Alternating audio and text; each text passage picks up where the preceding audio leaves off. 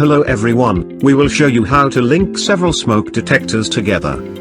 First step is to create the link. To be able to start the configuration process, you have to make sure that the mounting bracket on the backside of the detector is removed. Put the detector in configuration mode by pressing CFG1 twice. The detector starts to flash. You can do the same on all detectors that have to be linked. Press and hold the front button on one of the detectors to confirm the links between all detectors. The red light starts to flash on the activated detector.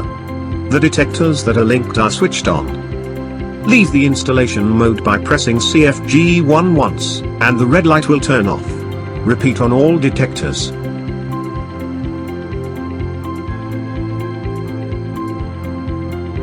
Second step is to test the configuration.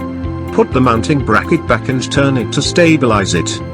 Now the configurating test can begin. To activate the test function, press and hold the big button on the front until it has sounded twice. Then release the button. The activated detector will immediately switch on.